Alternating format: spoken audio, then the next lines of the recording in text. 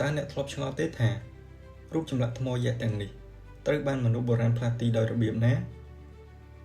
រឿងនេះនៅតែជាអាថ៌កំបាំងដែលធ្វើឲ្យមនុស្សជាច្រើនចាប់អារម្មណ៍ Easter Island គឺជាកោះតូចមួយនៅកណ្ដាលមហាសមុទ្រ Pacific ដែលជាផ្នែកមួយនៃប្រទេសឈីលីកោះនេះមានចម្ងាយប្រហែល 3,700 គីឡូម៉ែត្រពីឆ្នេរសមុទ្រនៃប្រទេសឈីលីផ្ទៃក្រឡារបស់វាមានទំហំ 163.6 គីឡូម៉ែត្រការ៉េនិងមានប្រជាជនប្រមាណ 8,000 នាក់កំពុងរស់នៅលើទីនោះនៅលើកោះនេះមានរូបចម្លាក់ម៉ូសអាយជិត 1,000 រូបម៉ូសអាយទាំងអស់នោះគឺត្រូវបានសាងសង់ដោយជនជាតិរ៉ាប៉ានុយនៅលើកោះ Easter ជាង 700 ឆ្នាំមុនម៉ូសអាយភាគច្រើនត្រូវបានឆ្លាក់ពីថ្មភ្នំភ្លើងនៅតំបន់ Rano Raraku បន្ទាប់ពីឆ្លាក់រួច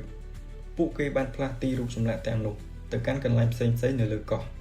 ដែលវាជាកិច្ចការដ៏ពិបាកព្រោះរូបចម្លាក់ទាំងអស់នោះវាមានទម្ងន់រាប់សិបតោនរឿងដែលមនុស្សភាគច្រើនមានការភ្ញាក់ផ្អើលនោះគឺម៉ូសអាយមិនមែនមានតែក្បាលទេនៅក្រោមដីវាមានដងខ្លួនពេញលេញដែលត្រូវបានកប់ដោយដីអស់ជាច្រើនសតវត្សសពថ្ងៃនេះម៉ូសអាយបានក្លាយជានិមិត្តសញ្ញាដ៏ល្បីរបស់កោះ Easter